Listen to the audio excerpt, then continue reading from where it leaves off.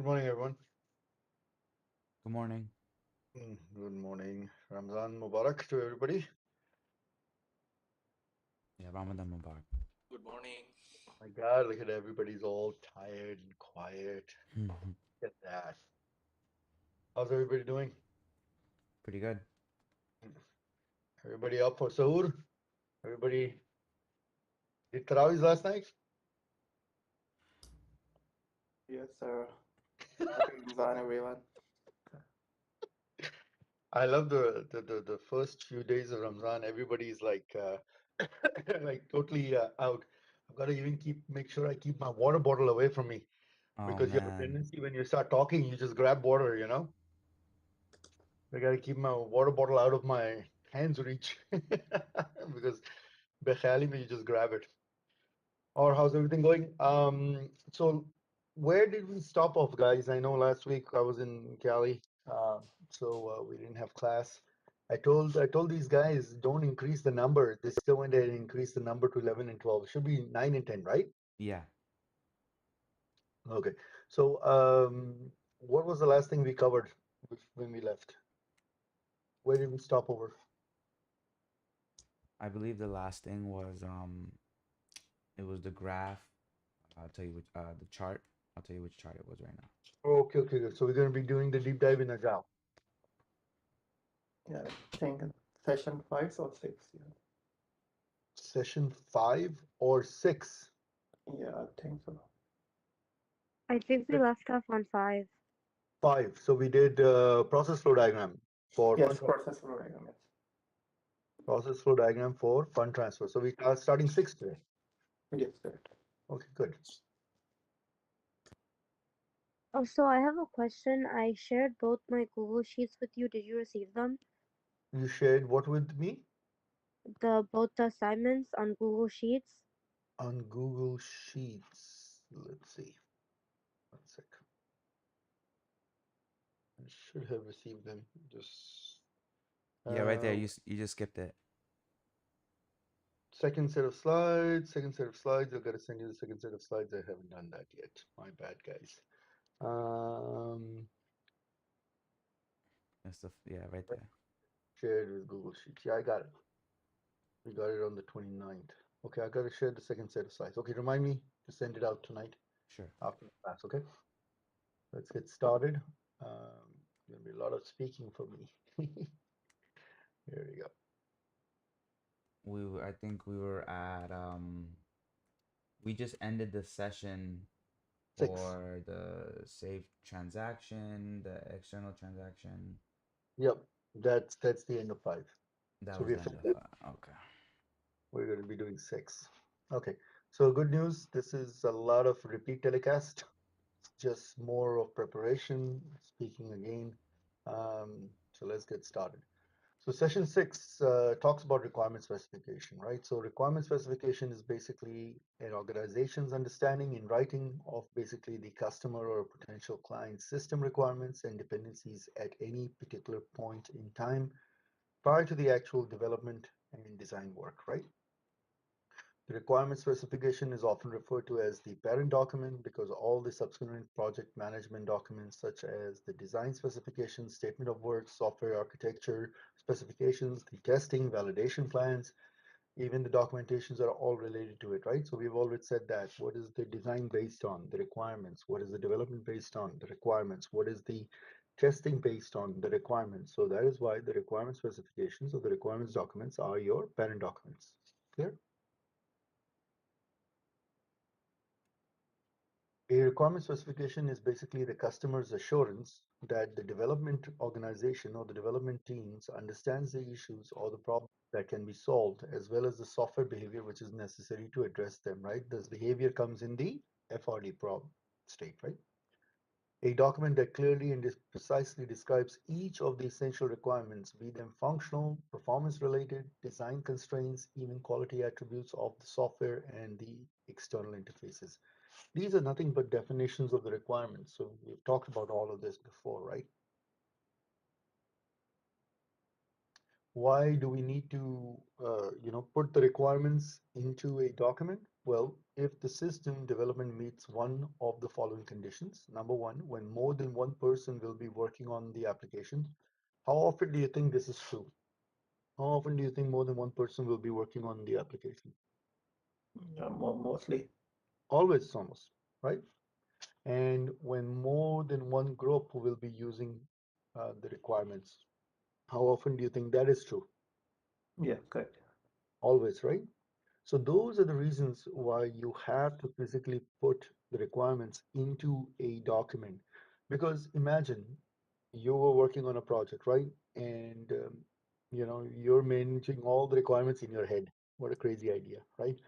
And then suddenly you get offered a better position with a different company. Or can you just leave the company? Then what do we do? You know, we have to put these things in a format which is easily readable, can be agreed to, can be signed off. It's like contract, right? Those days of simply shaking on it are over. You understand?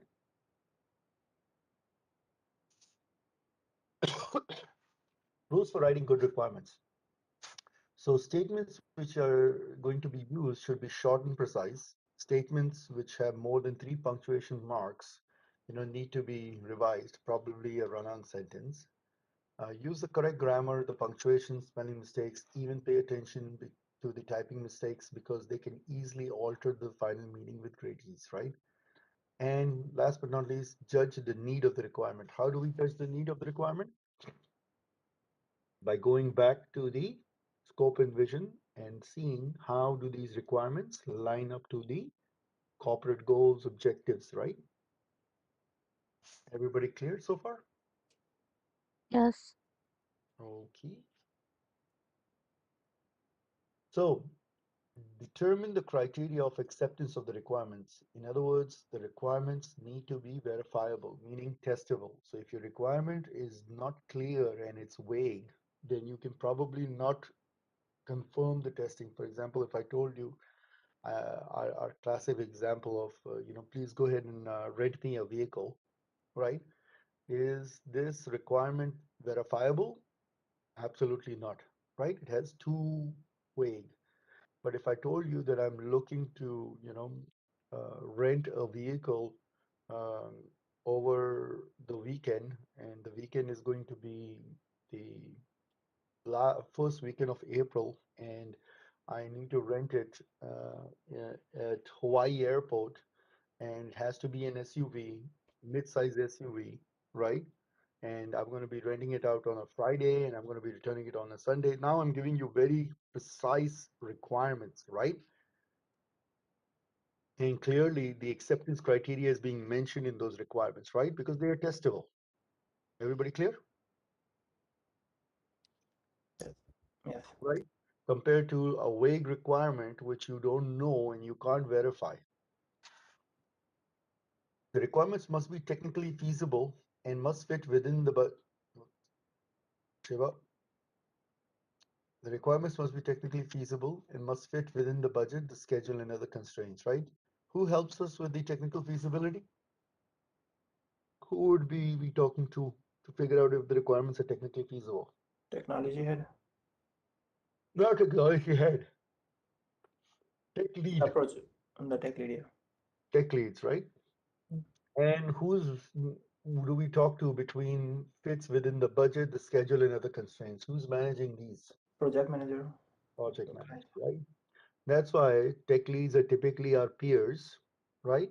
They are reporting into the project manager, and so are we, right?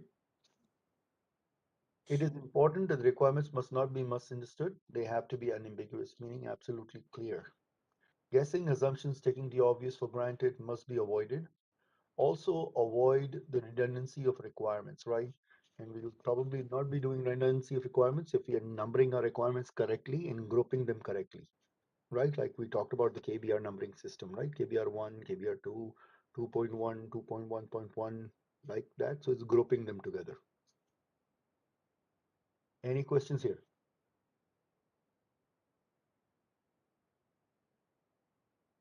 Okay.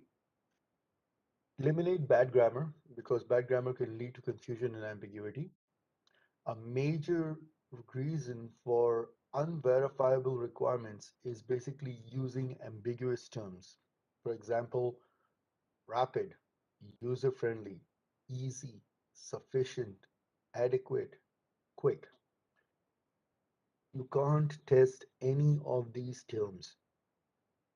You have to replace these terms with, you know, measurable terms, right?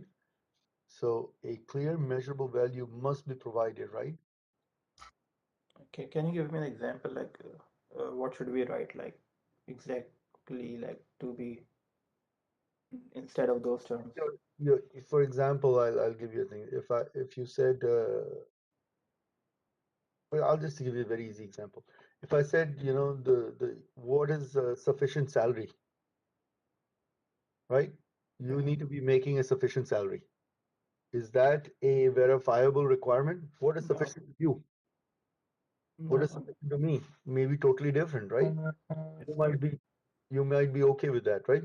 If I say that the operating system should be user friendly, right? What do you mean by user friendly, right? If you are an Apple user, then iOS is user friendly to you, right? yes, But if you're a Samsung user, you think iOS is user friendly to you? no, Probably not. You're not used to it, right? You know, the data should be displayed in a rapid manner. How do you test this? What is rapid? no, not sure now. Quick. Oh, quick. Okay, how do you test quick? Yeah, She changed one ambiguous term for another one. How do you test quick? no, we can't do anything. 30 minutes quick? No, we can't estimate it. Like, what is quick? Well, maybe if you take Yes, 30 minutes to go from New Jersey to California, that's pretty quick, don't you think? yeah, Right? But taking 30 minutes to open the door, do you think that's quick? no. But it's same 30 minutes, man. So it should be like we use specific terms like approximately we can use it or approximately. No! No, Again, approximately. Oh my God, how do you test approximate? like You have to approximately. specify everything. You Yes, have to give a specific time. You you have to have give a to say specific that the term. screen should come up within 5 seconds. Okay, and also like if the words like if and buts, conditional words. Yes, those are bad also. They're coming up.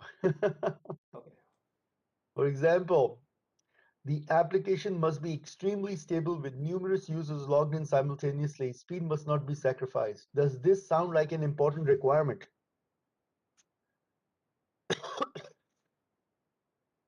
Is this an important requirement? Yes, yes, it is, but I yeah, think they need to specify how much numerous users is. Well, it's just not that, right? Yes, it's a very What does important extremely requirement, stable mean?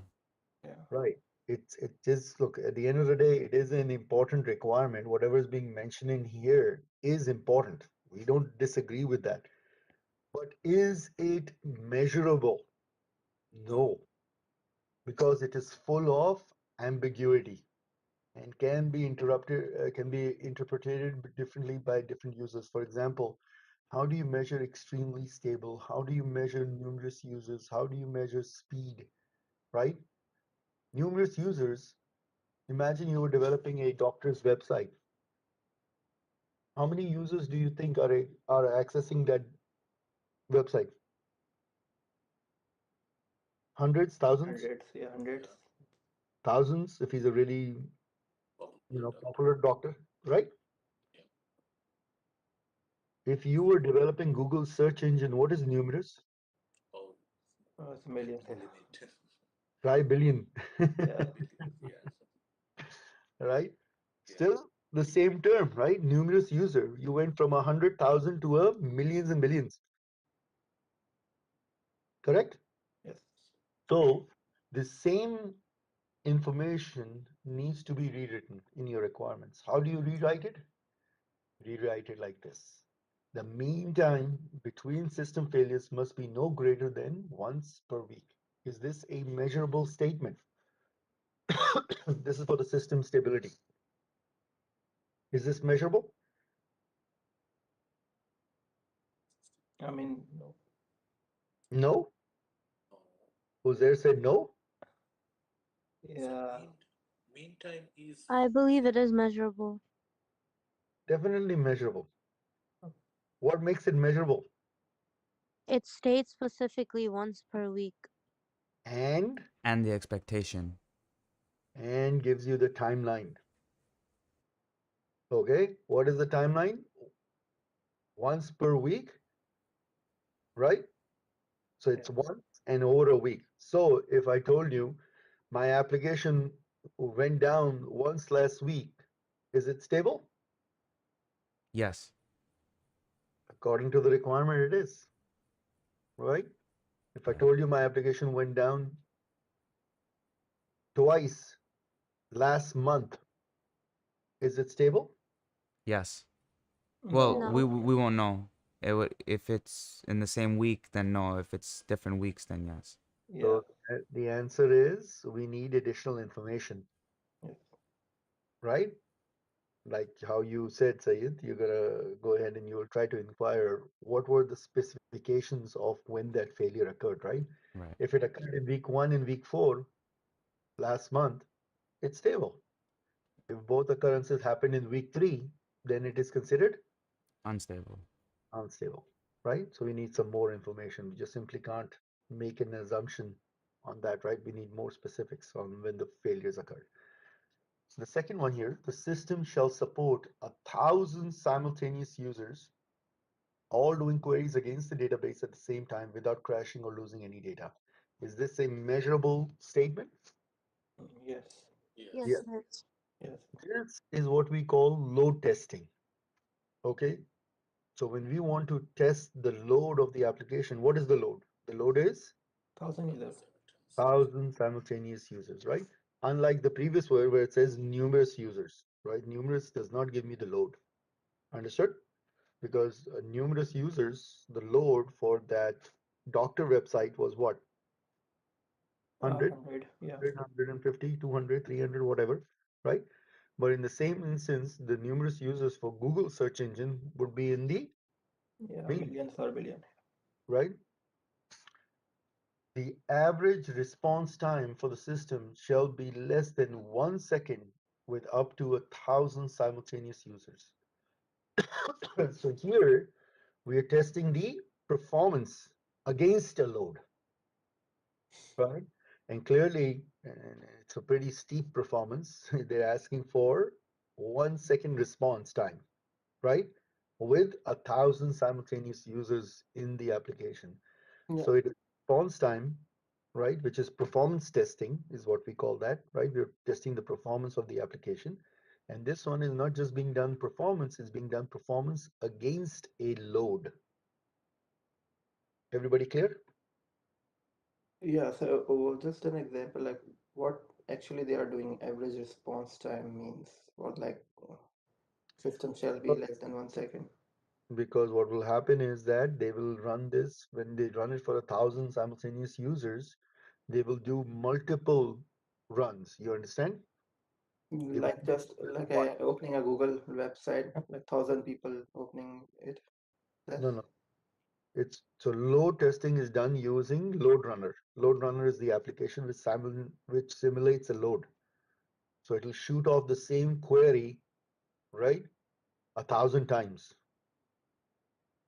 Understood?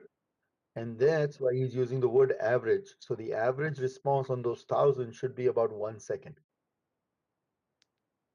You understand? Because okay. some will be under a second, some might be over a second. You will take the average of those 1,000 shots. Understood? Got it. Like there's no 1,000 users. No, It's just one program. it's the system that is shooting the same query 1,000 times. We can't line up 1,000 people now. In the black market, we call that bots, right? Yeah, it's like a bot testing, correct. But this is not to bring the application down. This is to check this the average response time. So common problems when you're writing requirements or making bad assumptions occurs when we have insufficient information, or God forbid, we mark assumptions to review them later and we never get to completing them.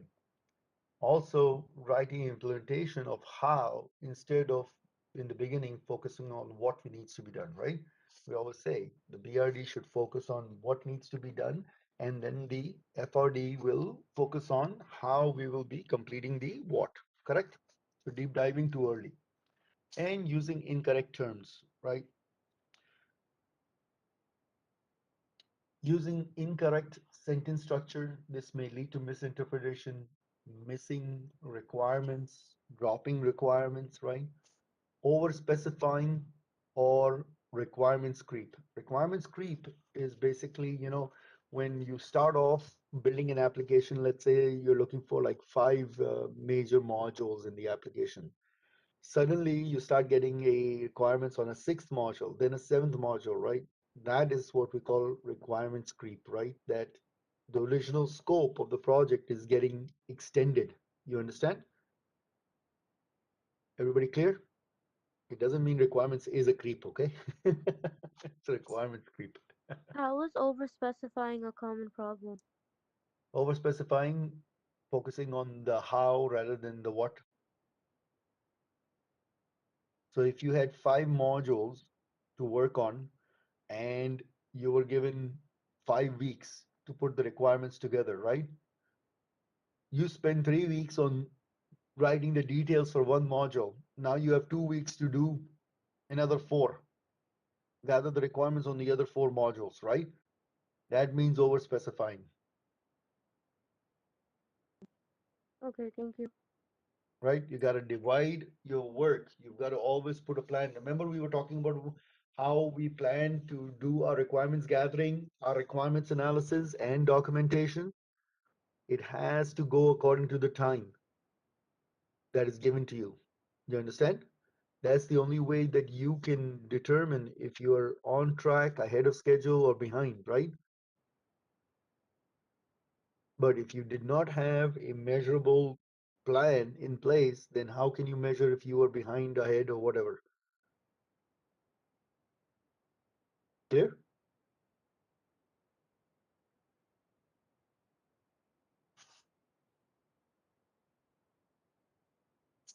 Requirements should use the word shall, statements of fact should use the word will, goals should use the word should. Terms such as are, is, was, must, these should be avoided in the requirements. Also avoid terms such as like support, but not limited to, etc., and in or. They are all confusing and weak phrases, right? They're hard to test this. If I say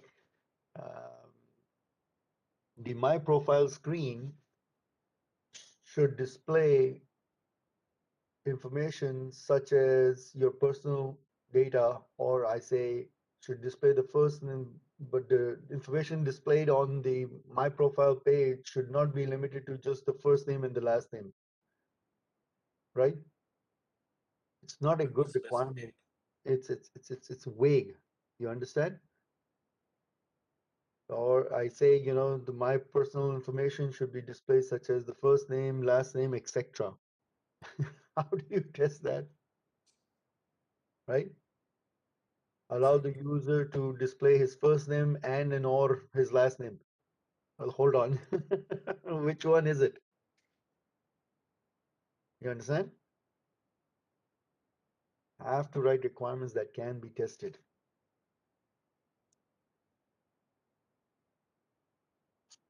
Requirements should be easy to read and easy to understand. Here are some examples of appropriate examples of requirements. The system shall provide ABC. The system shall be capable of XYZ. The system shall weigh such and such. The subsystem number one shall provide, data for subsystem number two. Subsystem number two shall interface with subsystem number one. Clear, sharp requirements. Okay, when we do the walkthroughs, you will see these there. Actually, I think that they might be displayed a little ahead also. All right, now we go from the business requirements to functional requirement specifications, okay? So functional requirements should be, so the functional requirements should be written to a level of detail sufficient enough to enable the designers to go ahead and design a system to satisfy those requirements, as well as the testers to test that the system satisfies the business requirements. The content should even be sufficient enough to guide a technical writer to write the end user documentation for the product. End user documents is like, user guides, frequently asked questions, right? User manuals, right? By the way, many times it happens that the BA winds up working on the user manual or the user guide. Any questions here?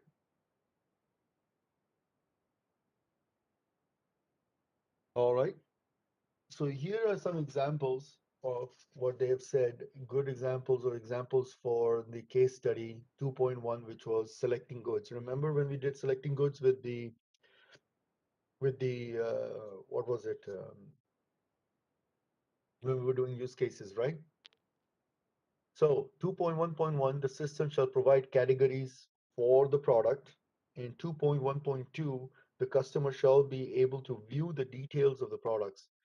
Now, while this is, yes, functional requirements, but definitely there is a lot of ambiguity even in these requirements. Like if you were writing these requirements for me, I would be not so happy, right? Because there are tons of questions that you should be asking if your business gave you these requirements. For example, 2.1.1, the system shall provide categories for the products. What are some of the questions that should come to your mind or come to your mind when you What get are this? the categories? Yeah, and what are the products? What are the products? Okay. What are the categories? All right. What else?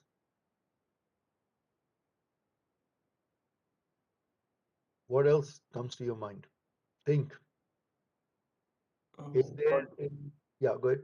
what goods they are talking about? Like, Okay, so he'll give you the goods. Now what? I mean the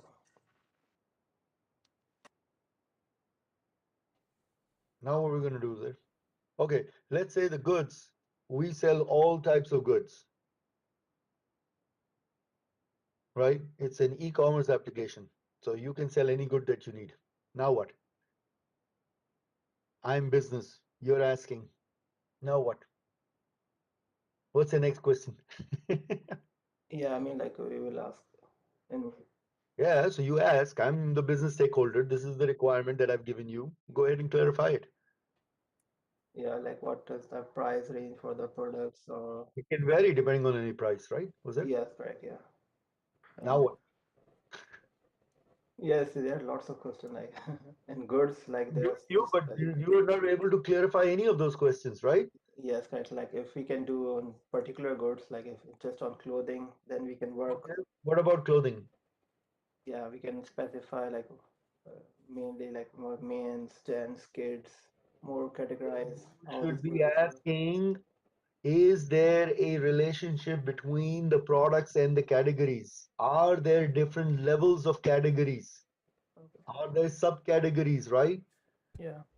And then you try to identify the different product lines and what are the associated categories with each product line.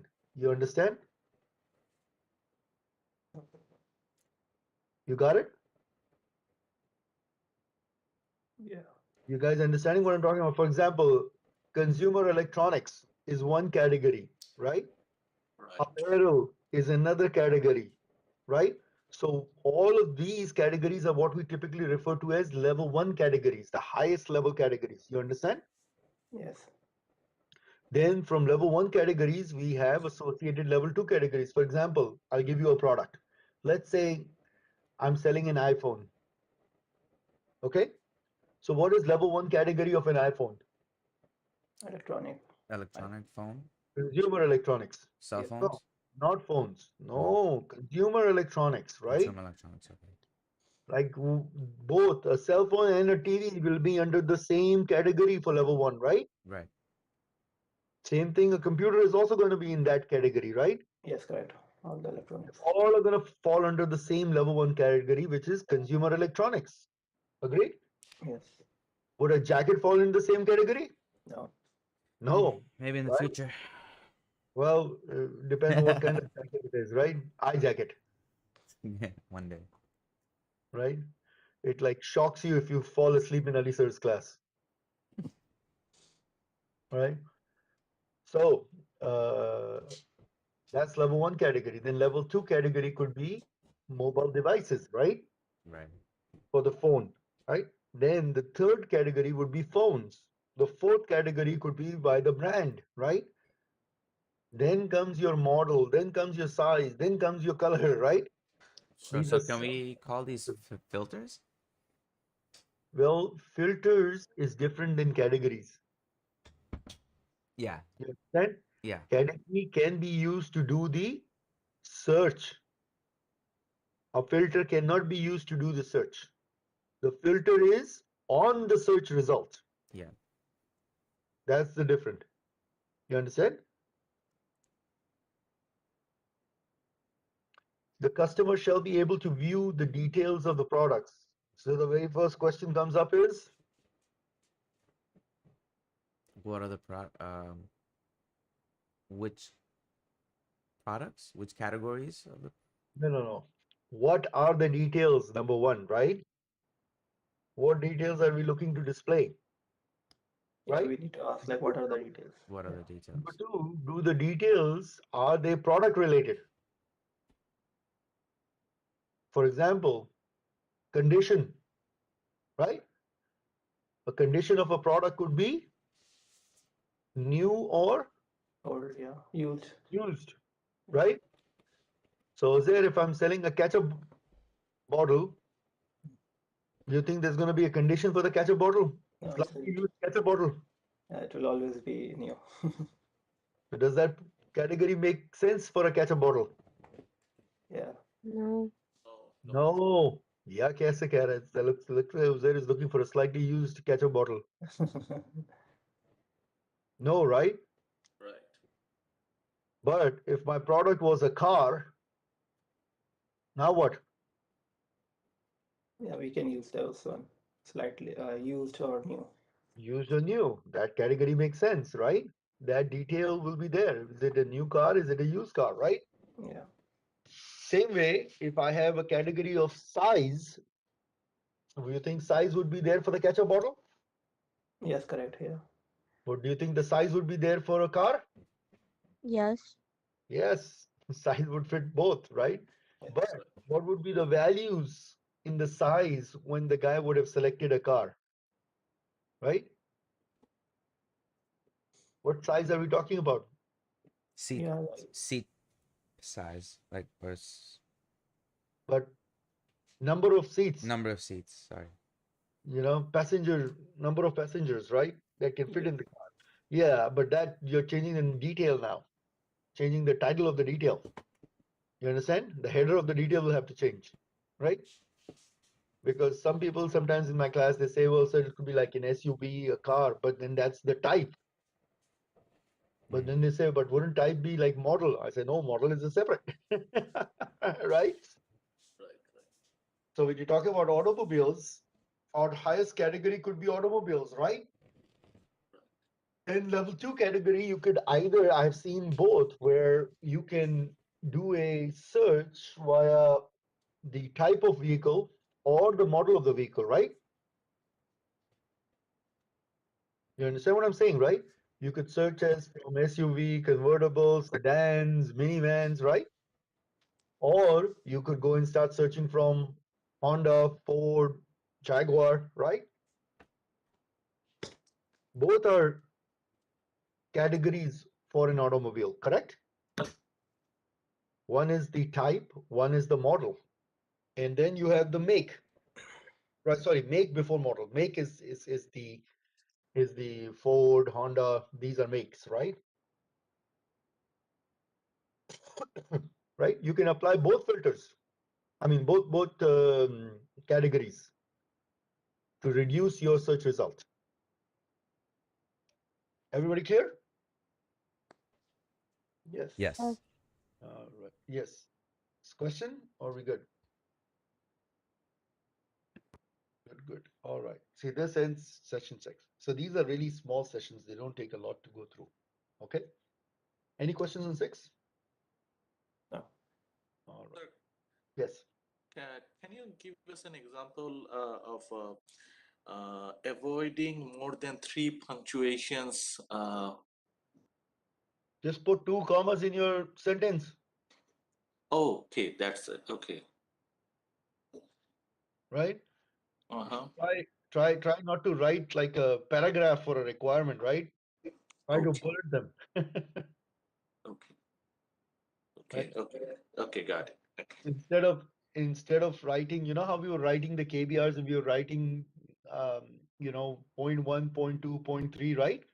You Mm-hmm. could club all of the damn thing into a one paragraph, right? Okay. About long paragraph and yeah. Right?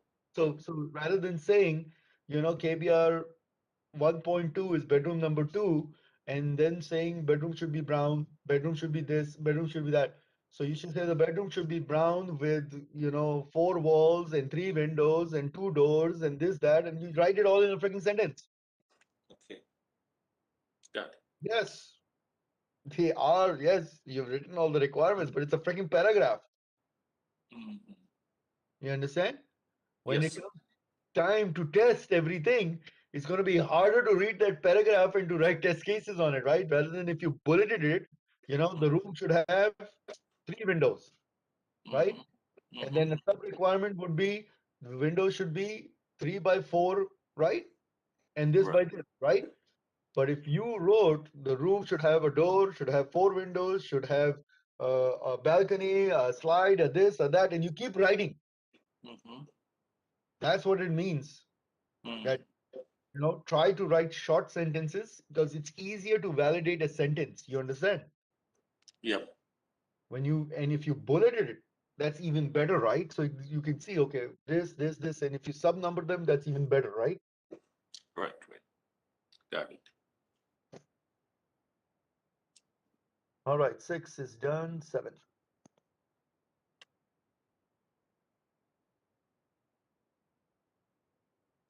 Okay, so now we're going to talk a little bit about requirements verification. Now, this requirements verification is not testing per se. This is your self verification. In other words, remember when we talked about planning, you had gather the requirements, analyze the requirements, document the requirements, right?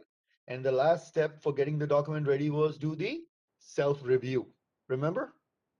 And then the approval process happens, right? So this is that verification that your document is ready to go. So read through the document yourself as well as any other related users. Keep a close contact with the team of developers to make sure that the requirements can be implemented. In other words, doing the feasibility study. Check that the requirements can be tested and are measurable.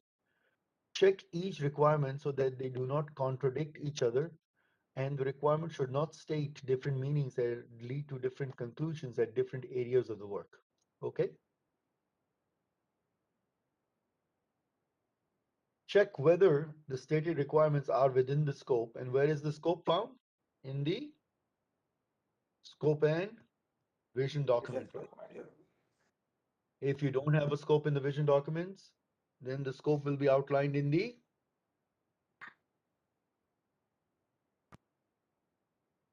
in the In the VRD, no. no, yeah, it will be there in the VRD, but if you're writing this in the VRD, then how do you verify it? You verify it against the same document No. In the company web. in the company. Okay. No. What's the other document of the planning stage, guys? Scope and vision and I've been teaching this too long, that's why it Project comes to the project charter document. correct. The Yeah. project charter, right? The charter will also have the scope in it. Okay. So if the scope and vision is not done, the charter should be there at least, right? That's the basic starting document for the project, right? Ask yourself, What is the worst thing that would happen if this requirement was not included? And if the answer is you're going to get fired, then I would think it's a very important requirement, right? Also check if the requirement is technically feasible and fits within the budget, the schedule, and other constraints. So we said technical feasibility will be done with who? Tech lead, Tech leads, and fits within the budget, schedule, as well as other constraints. Those are being managed the project manager. by the PM. Check for clarity. Make sure the requirements have a single thought, express a single thought, and should be concise and simple, right? Meaning no run-on sentences. All right.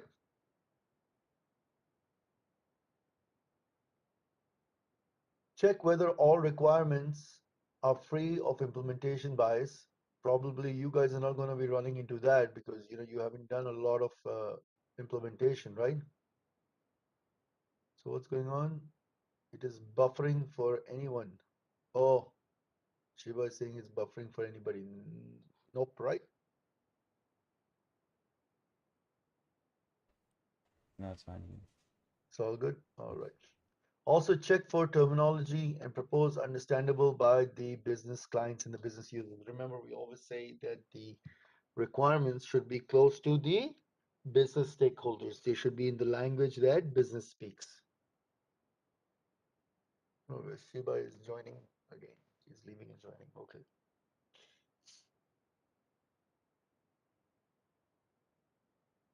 Now we're going to talk about traceability matrix.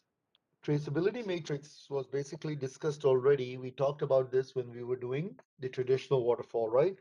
And traceability matrix, also known as RTM, which is requirements traceability matrix, right?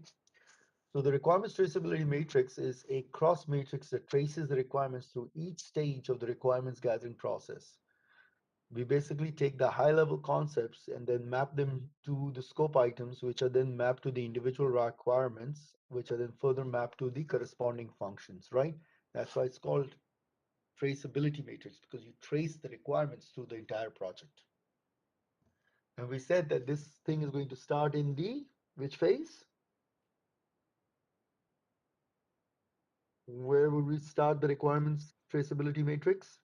In requirement gathering after planning, Correct. But where in the requirements gathering?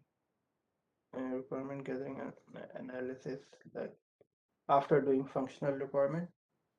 No, you did after functional requirements. What happens if you drop the requirements between the BRD and the FRD? Now what? When should this begin?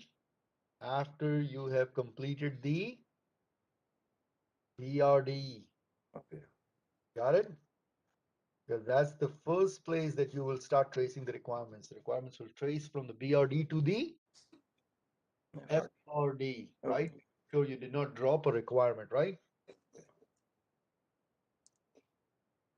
The matrix should show each functionality which is going to be built into the system, basically its source and the reasons that any requirements may not be delivered. So if any requirements were dropped, descoped, the RTM will identify those if you did it correctly.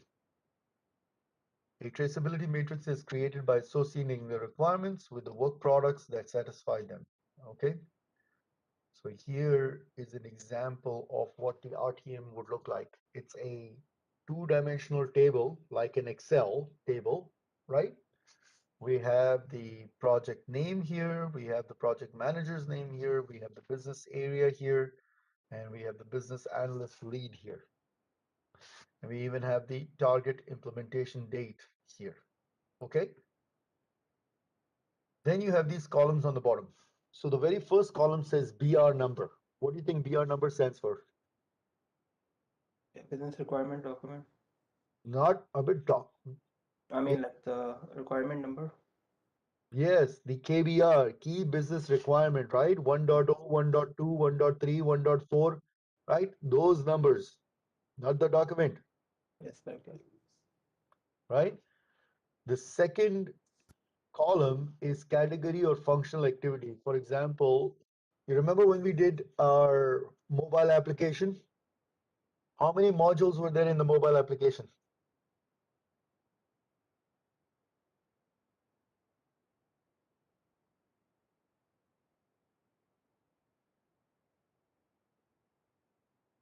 How many modules were in our mobile application that we were building? We did the mobile application requirements, right?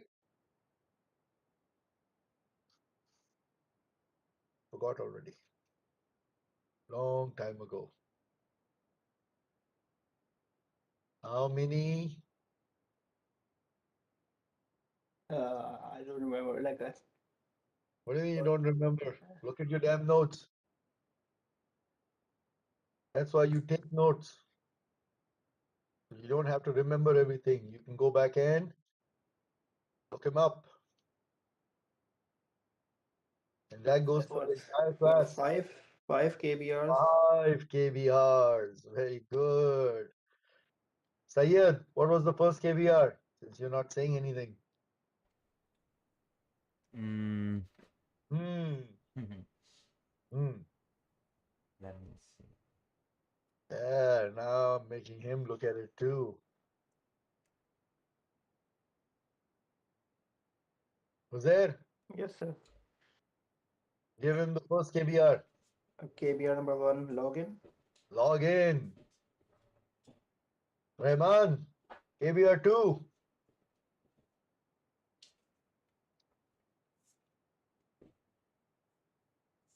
Rahman, Um, can't हाँ find trying to find it. ढूंढ रहे हैं ढूंढते रहे अभी तो रमजान चल रहा है सुबह सुबह में आवाजें आएंगी जागते रहो Shiva, how's your internet doing now? Is it cooperating? Saiba? Yes, can you hear me? Yes, I can hear you now. It Internet is cooperating? cooperating, but I'm looking through my notes. Acha. Come on, guys, you should remember these. Yeah, it was third of March. 3rd of March. Oh, sorry, 6th of March. Sorry. It's got a date on it too. Yeah, Good job, Jose. Good job. 6th of March class. Yeah. Sayed, did the March 6th dog ate it? I cannot find it. I know I have it. Hold on. Okay. Jose, Yes, KBR sir. 2, since you're the only one here. Second is account reporting. Account reporting. Very good. Anybody want number 3? Come on. We did all this. KBR 3 was? No one? Jose? KBR 3 is transfer transactions. Transfers, right? KBR 4? Bill pay. Bill pay. This one was a good example because we broke these requirements down very well, Yes. right? These are actual IT requirements you actually wrote for building mobile application. If you don't find these, this is a good example of how you should have documented the requirements, right? We would have done this after we built the house, right? And KBR 5? Customer service. Customer service, right? So these are the modules or the functional areas, right? So looking at that example, since Ozair is the only one that found it, you would put KBR number 1.1 right here in the first column. You got it? Yes. And the category would be Login. login. And the actual requirement description would be, go ahead, Ozair. What was 1.1? 1.1 key requirement authentication user Authenticate a user. So you didn't write via the whole thing. sir, Hold enough, then say the whole thing. yeah, authenticating user via his or her username and password. Correct. That is the full description of the requirement. You got it? Yes. So that information will go into the third column. KBR 1.1, login, authenticate the user via his username and password. Got it? So the I have a first, question. yes, When do you know when to use the RTM or the waterfall concept? RTM and waterfall has nothing to do with each other. Waterfall is the method. RTM is tracing the requirements. You understand? Okay, so you'd make the RTM before you would start the method? No, oh my God, no, Shiba. What does the RTM do? Answer that question.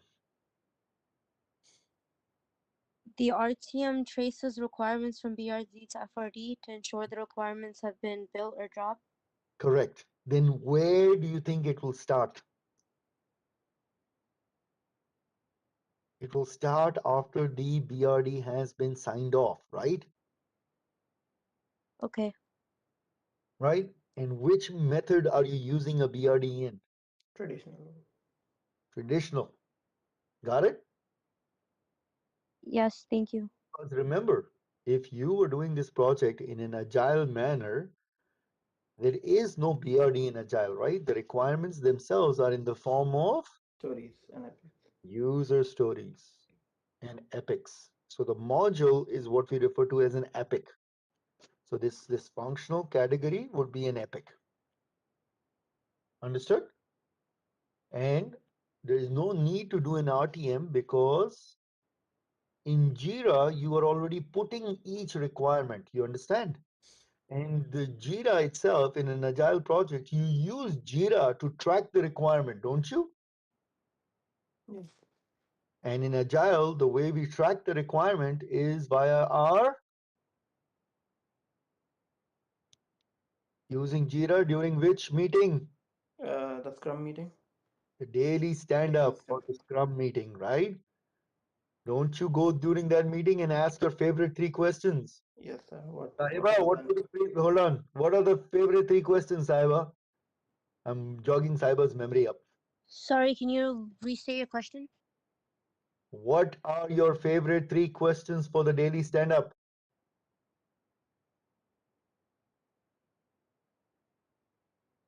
You were here for that class, right? I'm not sure. I missed, I think, 4 lessons. Which four? The beginning ones? No, That the would have so come last week we didn't have class, so the four four before last that. week. Four before the last week. Yeah. Okay. How did you get in this class with missing four major classes? That's a lot. It's what did you do yesterday? What are you doing today? And are there any roadblocks or impairments? And you ask this to every one of your agile team members. Okay? Okay. I will go over the rest of the classes I missed today. Yep. And you have to use the Jira and you're looking at your sprint backlog, which is a sub product of the product backlog. I know Saiba is kind of lost. Is everybody else in the same boat? If you are, you better go back and relook at those notes and those videos. Saiba, you have access to the videos, right? You have access to the blog site. Yes, I do, but they don't update until I think the week after. But they should be Yeah, but updated by now. these are old. Yeah, but these are all, you should have them. They're up Yeah, these there. are really old. Okay, thank you. Yep. All right. So you have KBR 1.1, login, second column. Third column is authenticate the user using his user ID and password. All three of these columns come from which document? BRD. BRD. So there you go. You just logged your requirement that you got in the BRD. The fourth column is your use case reference. Where do typically we find use cases?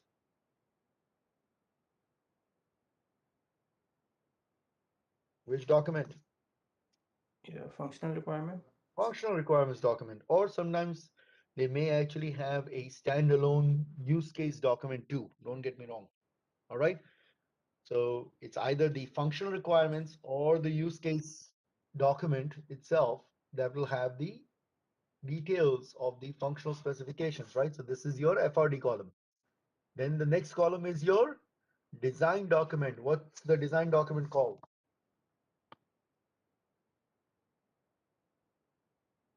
What's the name of the design document? TDD. TDD. The technical design Technical. document. Yeah. So this is the reference of the TDD. Where can I find these requirements in the TDD? So you see how I'm mapping it across PRD to FRD, FRD to TDD. And the next one is the user acceptance validation. In other words, your test case. So what was the test case that was written to validate this requirement? You got it? And then you have a little comments column there, just in case if you descoped a requirement. Of course, any kind of adding of requirement, removal of requirement, or modification of a requirement should be coming in the form of a Change request. change request. So if that requirement got descoped, this column should have the comment saying that requirements were removed via CR number such and such. You got it? Okay. And if you got a new requirement after the BRD, then instead of the BR number being in the BR column, you would have a CR number there. Okay? Everybody got it? Yes. Because remember, you may get new requirements in the form of change requests, and those will also need to be mapped across.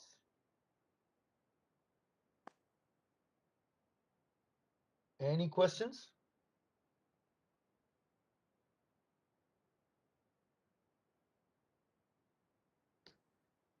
Okay, that is in RTM. So this is compulsory to make RTM. It all depends, Jose, on your PM.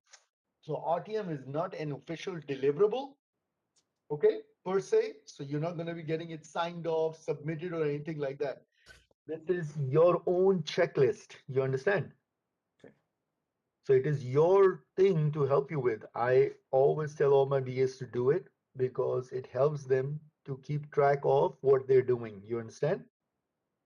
Okay. Right? Because who's going to get fired if they drop the requirement? Definitely be a Correct. So this is your, I mean, Jose, if you're flying on a vacation, right? Remember the other example we gave it? Now you get to the airport and you realize you left your passport at home. Who's going to be firing you now? Your wife and kids, probably, yes. right? So it is better to have a checklist and use the checklist before you leave home, right? Yeah. You got your passports, yes. You got your tickets, yes. You got your itinerary, yes. You got this, yes. You got that. You got your COVID-19 short record card, yes. Okay, let's go, right? Got it. Yeah. Do you have to have one to travel? No. Is it a good idea to have one? Hell yeah. Understood?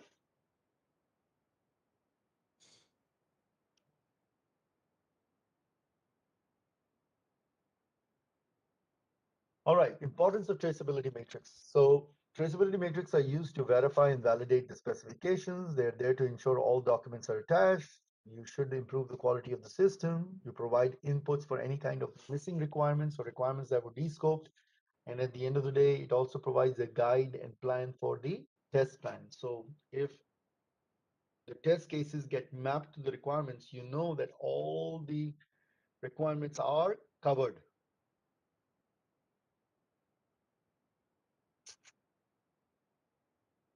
How to create the RTM, we already showed you that. You create it using a two-dimensional table like an Excel.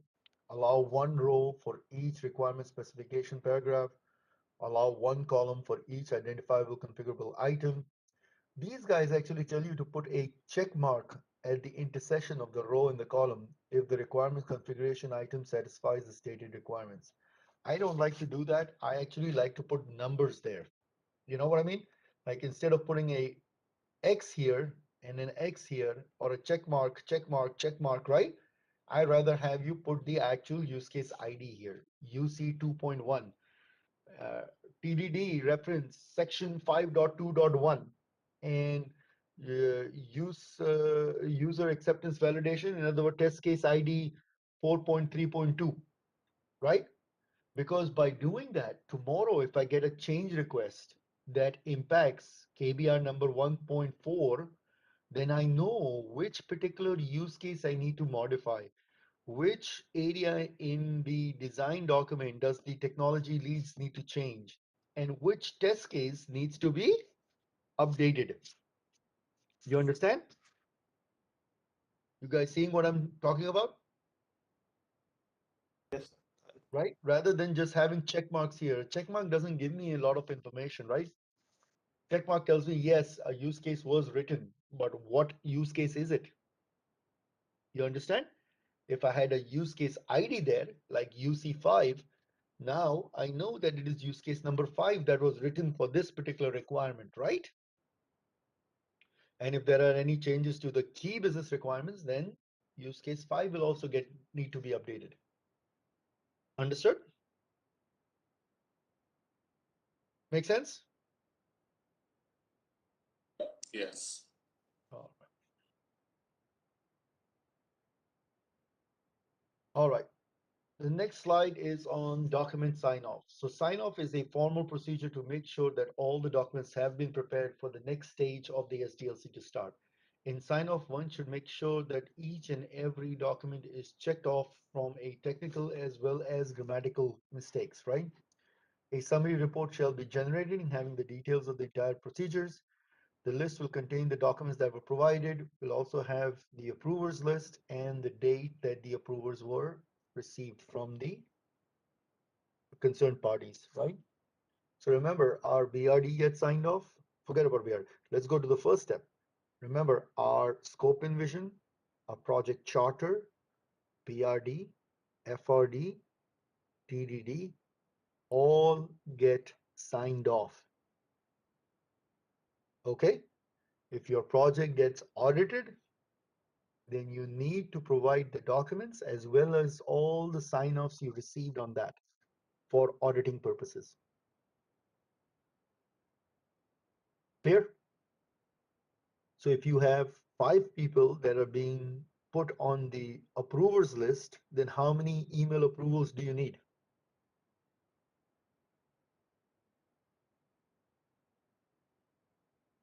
All five of them. All 5 of them. So your document is not signed off until unless all 5 provide sign off. Clear? For example, like what about like technology document?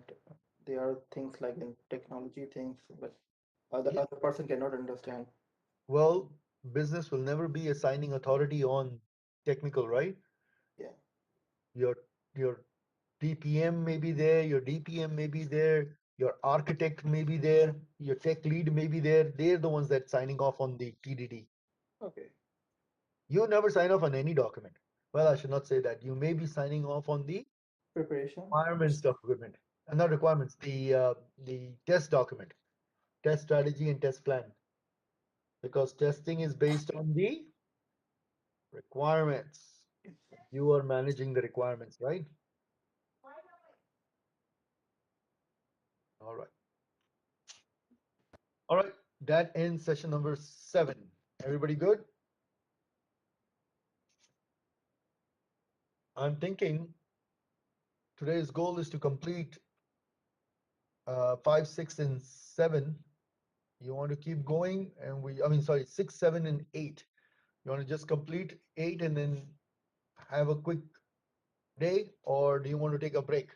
Your choice. Yeah. We Keep can going. do the break and Complicated. then complete it. Yeah. You want to take the break? Oh, can we do both? Or up to you. Yeah, Oh, we we're can. gonna complete it no matter what. I mean, I would have just gone, spend another 20 minutes or so, probably finish this and then call it a day. Okay, we Yeah, can do that. sure. Okay, hour back rather than taking 15, 20 minutes now and then coming back for another 15, 20 minutes? Sure. Your choice. We good? We Yeah, can we could. we can We complete. handle another 15 minutes Yeah. and then we just have an early cutoff. All right. Okay. All right. So number 8 is our good buddies, the use cases again. So you can see use cases is an important thing because it is all functional requirements related, right? It's about how the system will work. All right. So use cases, use case, this is all going to be reading. You've already know this, you already done this. A use case is a collection of series about the scenarios about the system usage. Each scenario will describe the sequence of events. The sequence is, of course, initiated by a person, system, hardware, or passage of time, right? So this is the actor of the use case, correct? Correct? Stay with me. Yes? That's all. Oh Lord, you're killing me, Oh, man. Don't forget your attributes of the use case, your elements of a use case. This is one of them, yes, sir. right? This one, scenario describing the sequence of events. Which is this one? Which element of the use case is this?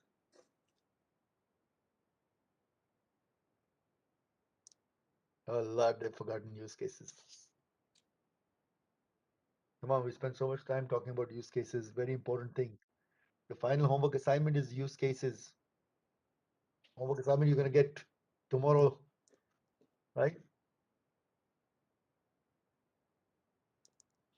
Basic flow and alternative flows. Oh my God, guys. Basic input. Basic and alternative flows is the scenarios describe sequence of events. No? Am I talking something different? Yes, no, not sure. They've forgotten everything. Oh Lord. Use cases are functional parts of the system. It is a complete self-contained procedure. It helps a viewer to view and explain the system from his or her own point of view. Use cases are collected one user at a point, one actor, and many and more additional use cases can be added with more users or more actors, right? Advantages of use case, easy to understand. You can quickly get an agreement upon this user of the system, and later on you can map prototype screens or user interfaces to the use case. Okay.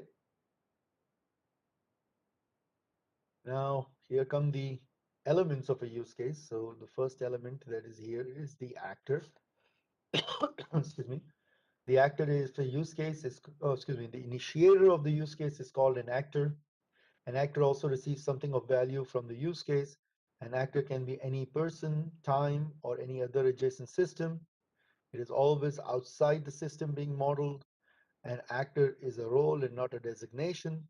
Actor has no properties other than its relationship to the use case, correct? Any questions on the actor?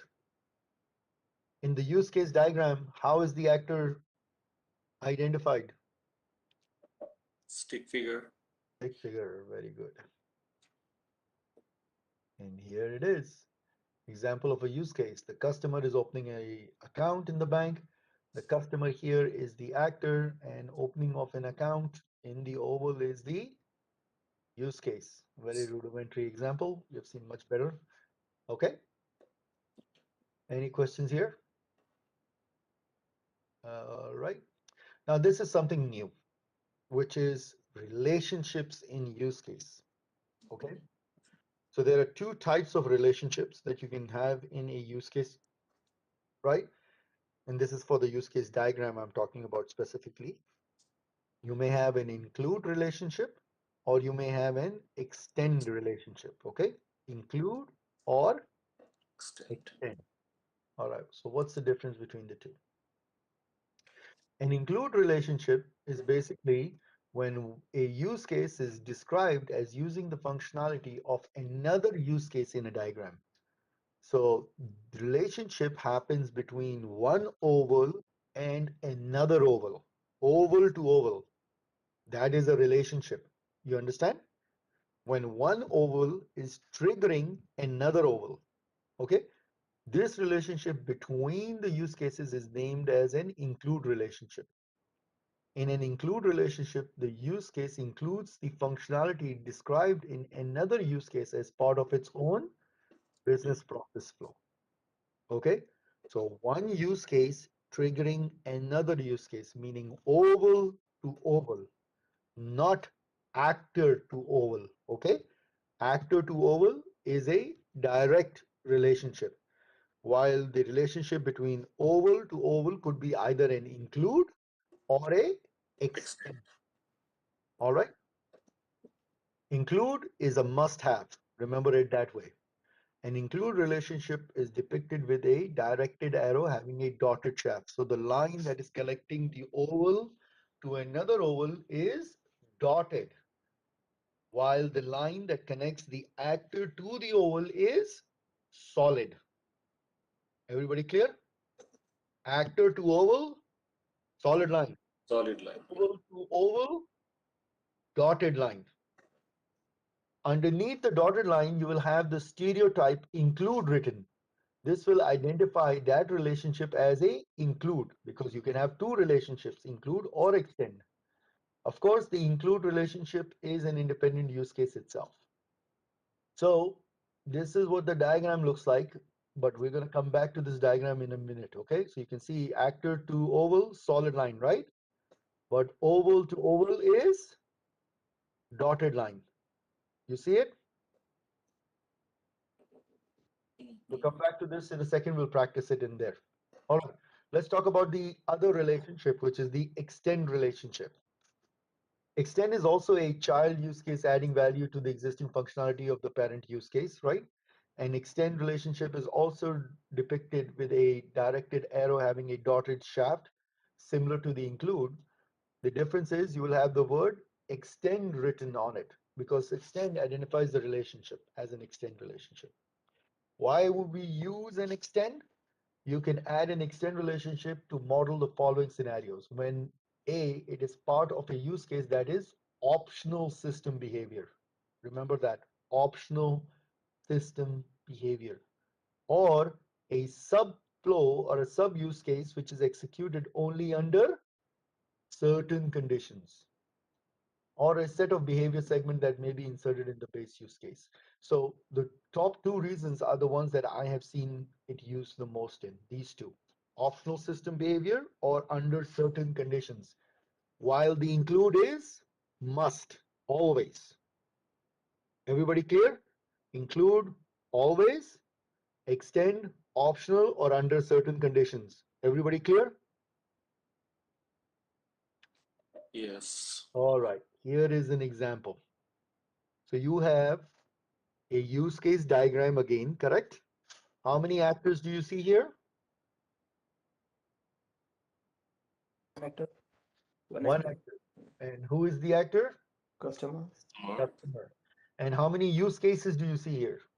two, Two use cases. The first use case is an ATM transaction, and the second one is a Help. help. And you see that there is a relationship between the use cases. What kind of relationship? Extends. It is an extend relationship, right? Why is it an extend relationship? Because help will only occur on selecting of the L button. button. Let me give you an example of this. Let's say you've never ever deposited cash in an ATM machine and you want to deposit cash in an ATM machine. What might you do? You might click on the help button, Mhm. right? And the help button will guide you through how you go by step, putting your cash in, and you will complete the main ATM transaction. What was the main ATM transaction? What were you trying to do? Depositing Depositing cash, cash. right? Yeah. So you finished it, everything good and great. Next week, you come back and now you want to deposit more cash. Do you think you're going to click on the help button again? No. Probably not, right? But can you complete the depositing cash without help? Yes. Yes. That is why it is optional behavior, correct? Right. And that is why it becomes a extend. Everybody clear? Got it, yeah. Everybody agree? Okay, I'll give you another example. Let's say we are working with our website, our banking website, right? What is the very first function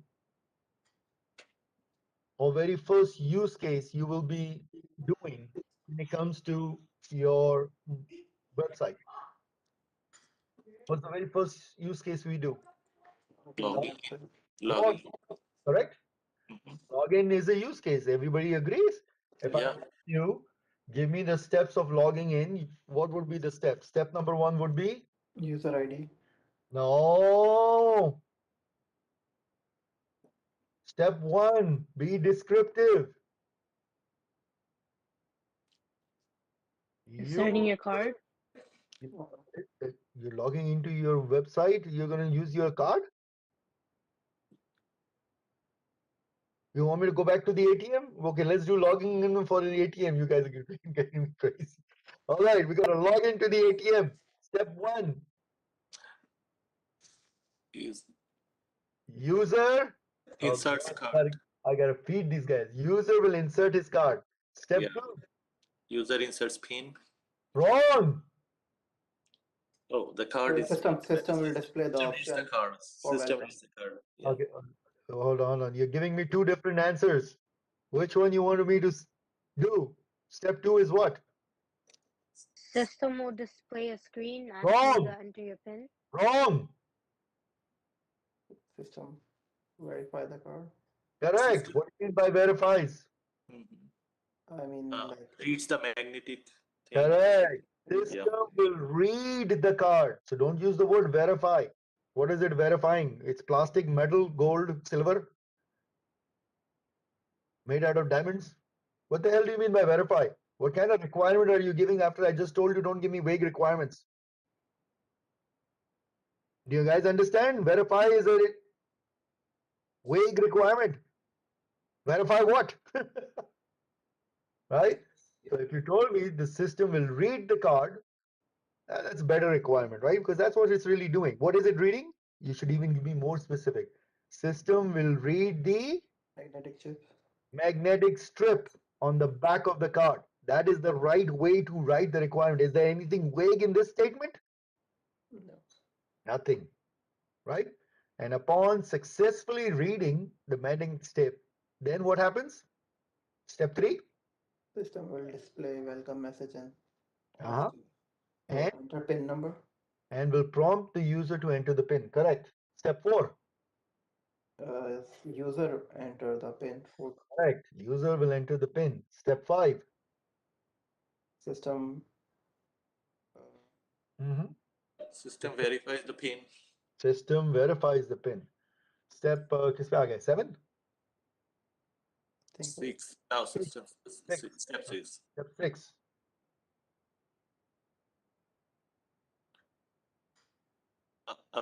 After successful verification, system Yeah. allows the displays the account information. Allows the No. sorry. What kind of account information is the system displaying there?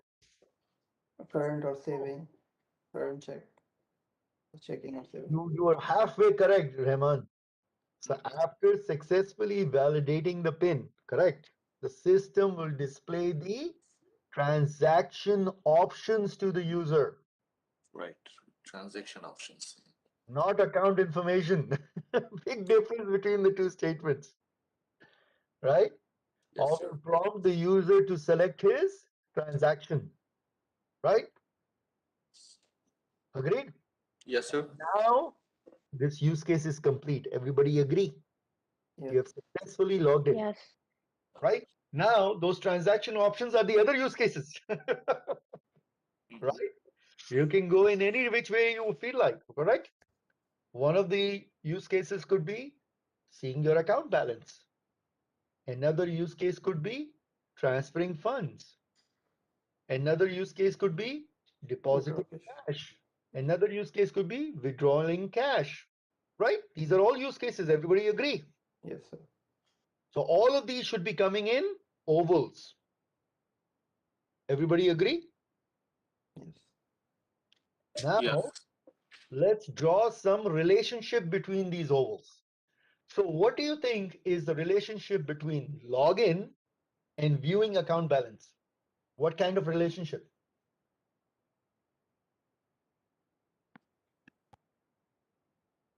Which is the first use case you'll do?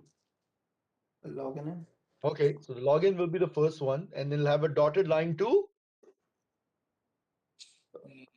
Account, what's the other use case? account transaction. Viewing account balance we talked about. Yeah. And what kind of relationship is between these two use cases?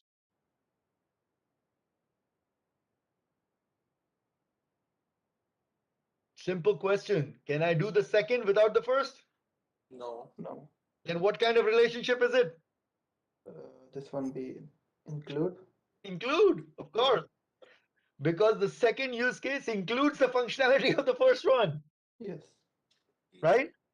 Yeah. If I wanted to view my account balance, what do you think I have to do first? Login in first. Okay. What is the relationship between login and withdrawing cash? I mean, you have to do first login, then withdraw. What is the relationship? Include relationship. Include. Yeah. Login and deposit checks. Include. Include. Yeah. Login and let's do change PIN. Changing Include. your ATM PIN. Include. Include. Include. Yeah. They're all includes.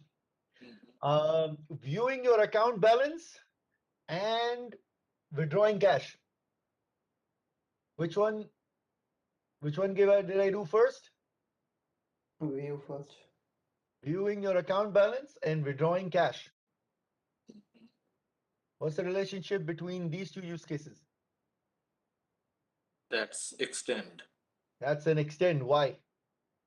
Because you withdraw cash only you click. I mean, you can view account balance and you can come back and do something else. No.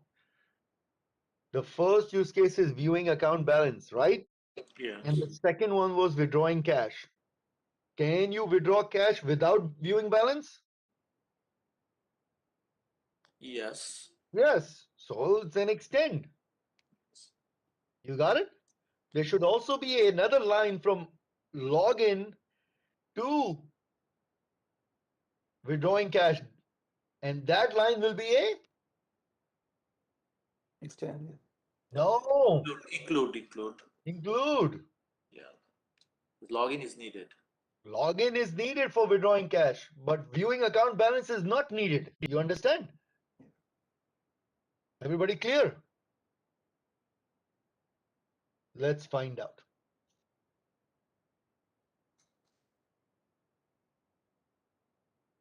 All right, everybody can see the screen? Yes? Yes. Sir. All right, here we go. How many actors? 5. 5 actually. 5 actors. In these actors, how many are people and how many are system? Remember, actors can be people, system, or even time. 2 people. Three system, 2 people. 3 system, 2 people. 3 people, 2 systems. Here comes the opposite answer. Yes, okay. All right. Visitor, person or system? Person. Person. Person. Registered user. Person. Person. Giving it users, it must be a user, right? All right. E-payment server. System. System. So those 3 are easy. Even actually, administrator is easy also. Administrator is a Person. person, is the admin. The one that is tricky is Order Order dispatcher. order dispatcher. dispatcher. Order dispatcher could be a system or it could be a individual. You got to know the system. You got to know what application is doing, how the function works. Okay, great. All right.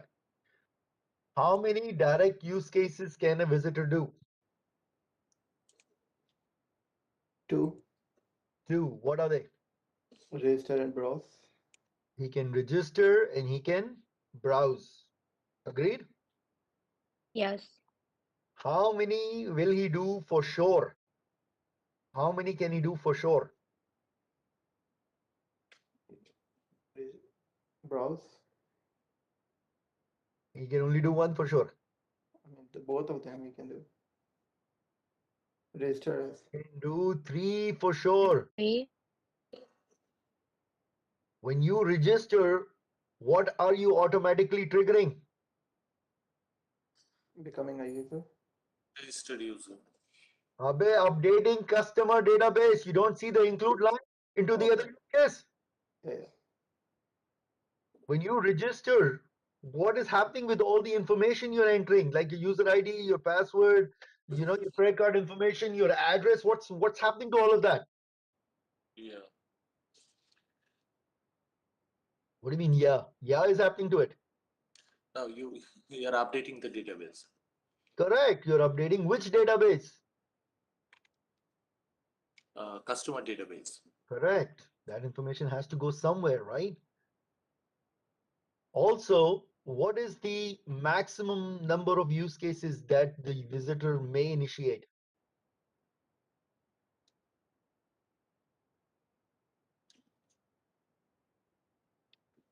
4. 4. Yes. Why am I saying maximum he may initiate? Because the last one is a extend between updating the customer database to managing database. You understand that? So you don't count that as a must. It has to be counted as a may. Yeah. Everybody clear? Any questions? That was appetizer round. Now comes main cuisine. Registered user. How many directs? 5. 5. 5. Everybody agree? What are they? Yes. Edit account, login, place order, make a payment, log out. Good. Now, how many use cases will he do for sure, or we can do for sure? 6. Wrong. Oh, 8, I think. Okay, so Shiva is saying 8. Saiba is saying 8. Should I lock that answer? Who wants to be Karorpati? Or would you like to use one of your lifelines? Call a friend. Don't call Sayyid, he's talking very little today. 8. 8 also. Okay, we got 2 people. Wait, I believe it's 9 actually. Okay, so much for that. Lock your answer, huh? 9. All right. Can I get a 10? Can I get an amen? 8 and a 9. Anybody else? Sayyid, you feel like counting? No, 9. Acha, he sounds like 9 is a bigger number than 8. It can be a bigger number with a bigger mistake. 9 and 10. Yeah, 9. It's 9. Acha, it's 9. Okay, chalo, let's count him. 9, 10, 10. So, you gave me the 5, right? 5 direct. Now, start with number 6 and give me the relationships. For example, edit Update account. customer database. 1 second. 1 second.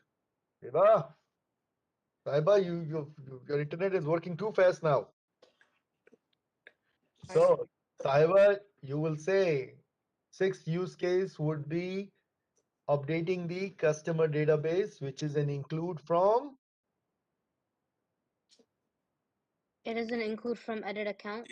edit account, right? That's how you count it. You describe the relationship and the one that is triggering it. So, of course, if you went to edit your account, right, Saiba, let's say you're changing your address or you're changing your credit card information or you're adding another credit card or anything like that. What is this? Where is this information going to? It's going to your customer database, right? So that use case is also getting triggered. Agreed? So that is number 6. What's 7? Update order. I don't see any update order. Oh, place order to update orders. It's update order Database, database. sorry. Why Yeah. did you eat the database? You hungry? You're fasting. You shouldn't be thinking about food. All right. Update order database, which will be triggered from Place Place order. order. placing an order, right? Okay, so that's number 7. Yes. What's 8? Number 8 is confirm payment Okay. From Make a payment. from make payment. making a payment is triggering confirm a payment. Okay, got it. 8. What's next? Is there a next? The next one is, I believe, Could dispatch current dispatch order. current orders Okay, dispatching of the current order From confirm and payment. confirm payment. is being triggered by confirm payment. Okay. Is Mm. there a, what are we up to? 9? 9. Is there a 10? No, this is 9. No, I know this is 9. So is there a 10? Yeah. If update pizza database, if payment and Pizza dispatch. database. Hold on.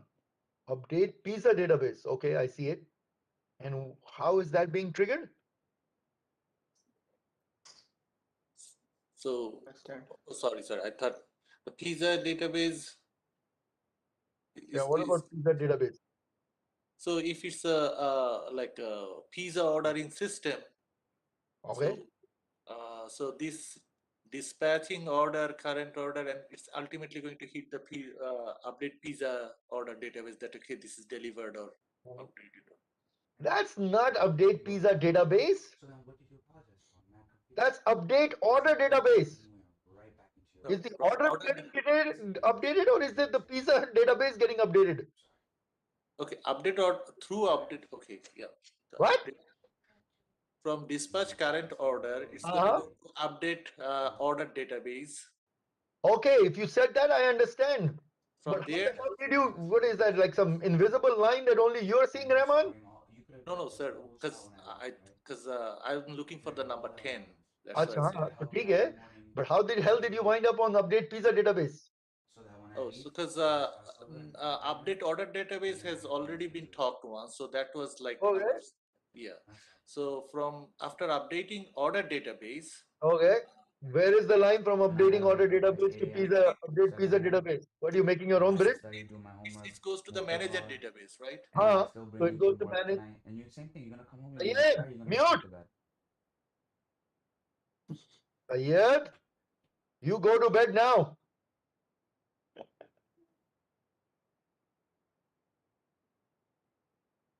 He's not even Fall paying asleep. attention today. Yeah, एक sleep था. Yes. All right. There is no relationship between update order database and update pizza database. If there is, please show it to me. No, no relation. I mean, Then, it's the administrator. Yeah. then, Okay. Yeah, I take my word back. Yeah, it's the administrator is gonna. It's a different actor. Yeah. Rahman, you're from Pakistan? No, no, from India? Bangladesh. Bangladesh. Okay. So you speak Urdu, right? A little bit? Understood. I Understood. understand. I understand. अपने अपना bridge बना रहे हैं, huh? All right. So yeah, there is, if you're going to count update order database as a 10th, you can't count it as a 10th. Why? Because you've already counted it. Yeah. You understand? Yes, there is a relationship between dispatching of the current orders with updating the order database. This one right here, right? This one right here. But you can't count this over because you already counted it. So the answer is 9. 9. Yeah. All right. And if I asked you the maximum number that the register can do, you're just going to add 9. one more, which will be this extend from update order database, right? Which is into manage database. So maximum 10 for sure, 9. 9. Everybody clear? All right. Now comes two tough questions. Well, one is not so tough. There are two errors in this diagram. One is quite obvious, one is not so quite obvious. So can anybody tell me what could be two mistakes? What is the obvious mistake? I think update pizza database is a mistake. What about update pizza database? We keep getting stuck on update pizza database. Right. What's up with update pizza database? There was no mention of pizza anywhere else in the chart. So that's the mistake. No, Let me ask you something, Saiba. What kind of system is this? ordering for pizza. Correct. This is like a Domino's, a Pizza Hut, Papa John's, Pizza, whatever you want to call it. It's an online pizza ordering system. When you are browsing, guess what you're browsing?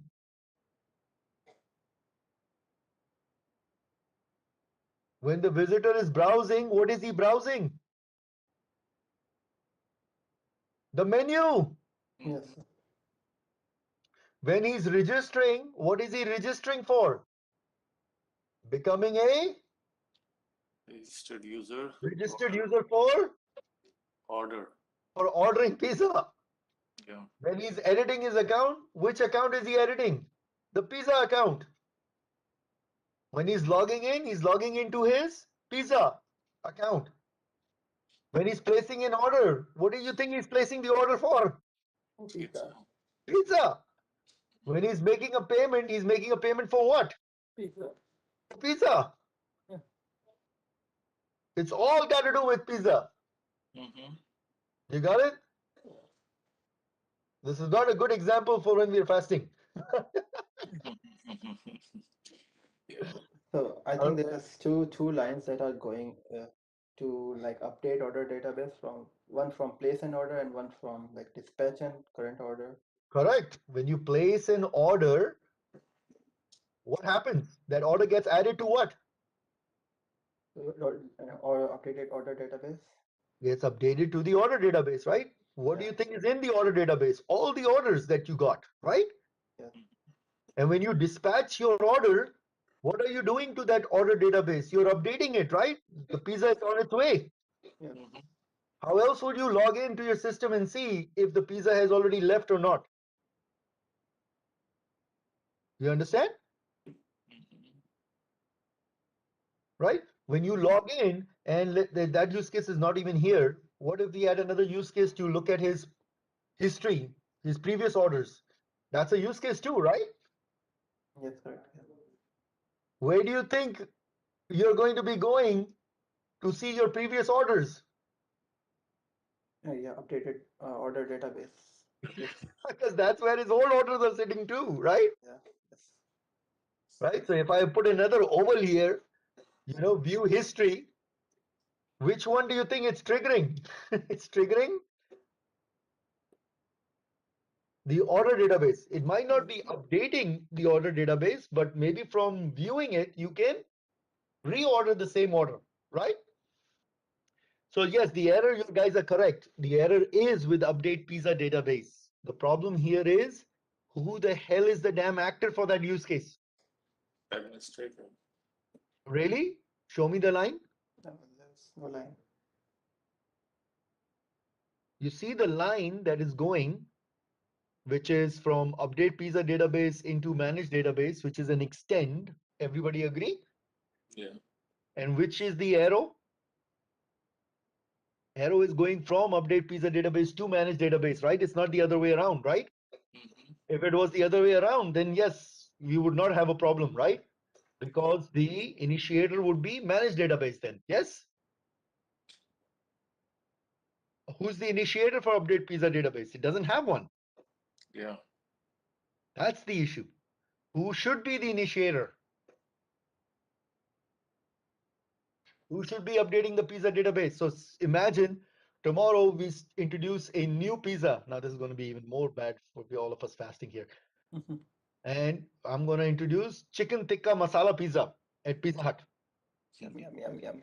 Yes.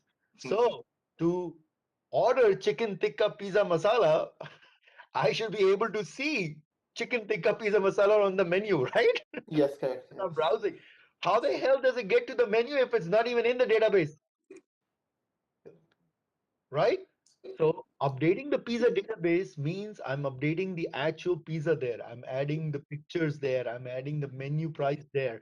I'm adding the ingredients there, right? All that is required. Tomorrow I'm running a special. Buy 2 mediums, get the third free, right?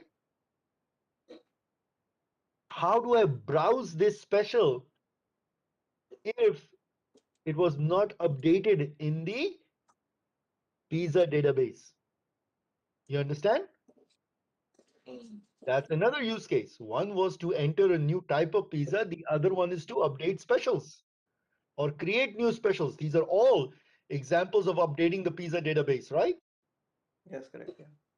So there should be a solid line coming from admin to Update update Update. pizza order database, database. Yes, sir. right? Not order. Get away from order. Update Update database. pizza database. Clear? Okay. So that was the easy one. The hard one. One of these includes should actually be an extend. Which one? Which include has been mislabeled and should be an extend.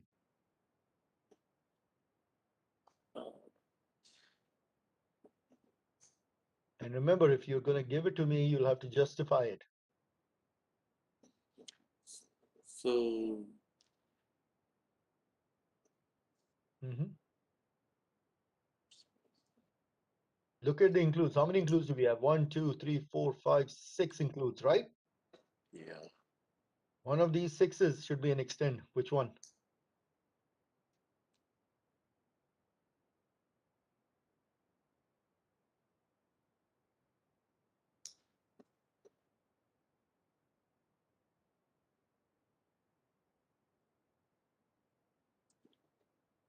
Uh, what I think I might be Mhm. wrong, but yeah, from dispatch current order to update order database.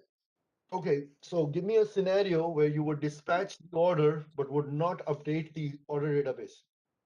Because the order was already updated and just What do so you mean after. it's already updated? Updated with which scenario? So first time the order database was updated is when you place the order, correct? Yes, sir. Let's say your order number is 5. Okay, I'm just giving you an example, all right? Was it? So number 5 was entered into the order database, correct? When you place the order, you ordered 2 large pizzas, 2 Okay. large cheese pizzas, right? Now Yes. you're telling me when we dispatch those 2 large cheese pizzas, you don't want me to go ahead and update the order database? That the orders are on your way? I mean, when you confirm the payment, so it should automatically trigger the database that When you okay, the payment is confirm confirmed. the payment, yeah, dispatching of the current order is related to making the pizza, right? Yes, sir. Or is it got to do with making the payment? So when the payment is made, the pizza is ready, huh? So place order to update order database. Place order to order up. No, why? So you're trying to tell me that in the event you're placing an order, you will not add that order to the order database? Is that going to be after confirm payment? Yeah, I got it. Yeah, that's this one is from confirm to dispatch. That one is, should be excluded. From what? Hold on. You guys are giving me different answers. So order, placing an order. Okay. Then if you confirm a payment, then it should update the order database, right? Yeah, but that line is not in that way, right? Yeah, it's not in that way. So Right? mhm. So when the order is confirmed, yes, you could have a line of confirmed payment going to update order database. You could do it rather than dispatch. You could have another line going to dispatch order. You could have another line from confirmed payment going to update order database. I agree with that. The way he's drawn it, yeah, okay. But that will be an include always. Okay. The one from placing an order to updating order will be a include.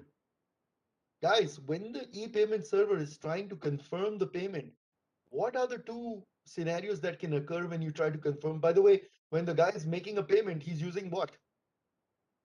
Credit Credit credit card. card. Yeah. And that credit card information is going to the e-payment server, right? For Yeah. confirmation, right? Yeah. When the e-payment server is trying to confirm, Hmm. is there only going to be one outcome of that confirmation? No, Yes, may be failed. It may be passed. it can fail. There could be an error. It- there can be an error, it can get declined, or it can get accepted, right?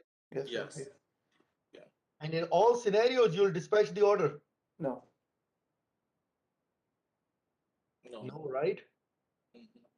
So that include, which is between confirming a payment and dispatching the current order, should actually be a Exclude.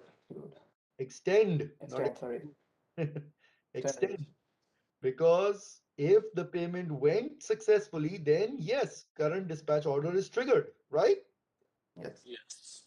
But if the payment got declined, then you should not be triggering that, right? In other words, if I'm using an expired credit card, you're still going ahead and sending me pizza at home. That's pretty good, right? Everybody agree? Yes, sir. Yeah. So that should definitely be an Extend. So if that becomes an extend, what is the maximum number a registered user can do?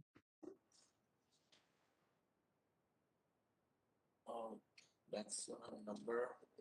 Not maximum, excuse me. That will he do? He will do for sure. Maximum number will still remain as 11. For sure will become 8. 8. 5 plus 3. Eight. Okay. Any questions? So, sir, Yes. so from confirming payment to dispatch current order, that's an extend. Yes. Sorry, that's Yes. an extend. So then from And if you dispatching, drew another line from confirm payment to update order database, like you were mentioning, that would also be a Include. Yeah. extend. extend. Extend. Anything coming out of confirmed payment has to be Okay. because there are two scenarios coming out of confirmed payment. Yeah. Both scenarios are not positive. You understand? So my question is, so from an include, you can have an extend, then can you have another include or extend? I mean, does it make sense? So like from confirming payment. The relationship is between the two use cases. That's it. Don't think about the previous one. Okay. Has nothing to do with the previous. Okay. You understand? Just Okay. because the previous was include doesn't mean the next will be include. Okay. So just between Just two. because the previous was extend doesn't mean the next one will be extend. No. Relationship is between the two use cases. Look at the two use cases and determine, is there a dependency of must or is there a dependency of various scenarios? Optional. May or may not occur. If it's may or may not occur, then it's a extend. Extend. Yeah. Got it. Don't look at the back. So what about like if they place an order and that, I mean, like they have order for chicken tikka, but it's not available in their Then system. they should not have been able to place the order. Yeah. So The okay. primary use case might not have triggered. Okay. The direct would not have gone, right? How are you ordering something that is not available? Yeah. I mean, like sometimes they're out of stock or. Yeah, and then place order would not include that, would it? Right? That's got it. Yeah. Okay. All right. Let's get this finished and wrapped up. All right. So right here. So this is all reading verbiage. Use case diagrams will show the relationship between the use case and the actor. The use case diagram will represent the system, its interfaces with the external environment, basically helps in describing the user interface. A use case is represented with an ellipse. Actor is represented with a stick figure. We have initiating actors, which are on the left side, and receiving actors, which are on the right side. Okay? So you have initiators on the left, receivers on the right. The name of the use case will appear either inside the oval or it may even be underneath the oval. The name of the actor will appear always below the stick figure. There will be an associated line connecting the use case and the actor. This is representing the communication between them. This line, of course, is solid. The use case diagram depicts the boundary between the system and the outside world. We use a solid rectangle to represent the system boundary between the external bodies, okay?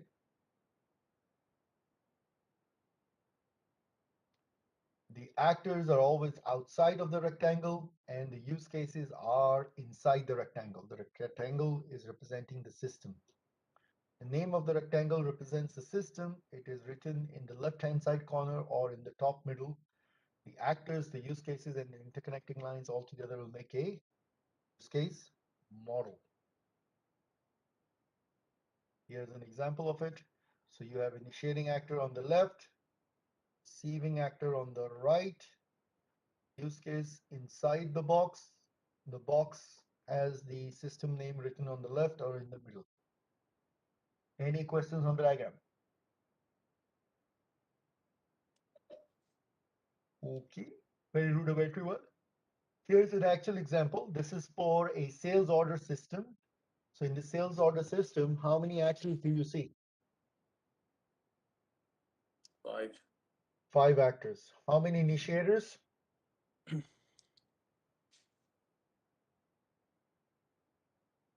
One. No. Tomorrow. How many initiators? Initiators are on the left side. 2. 2. How many receivers? 3. 3. 3. Everybody clear? Now, we typically see a box to represent the system, okay? And that would have been fine if this guy would have actually put one bigger box covering all 3 of these boxes. You understand? Okay. Because Yes. here, the way he's using the boxes, he's using the boxes to represent releases of the application. So how many releases is he showing? 3. He's showing 3 releases. But you see how he capped 1 into 2? Yeah. He should have also capped the third one by putting a bigger box around all 3. You understand? Because all 3 releases are for the same System. So I don't know why he grouped box 1 with 2, but did not group the third box is a bigger circle. I mean, bigger rectangle. Understood? So with the very first release of the application, how many functions are we looking to release?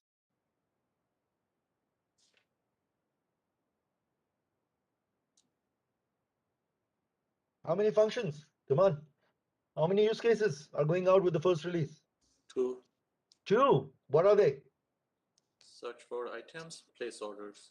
Place an order, searching for an item and placing in an order. And as part of the first release, there will be how many actors involved? 3. Really? Sorry, 2. 2. 2. 2. Who are they? Customer and payment processor. Customer and the payment processor. Everybody following? Yes, sir. All right.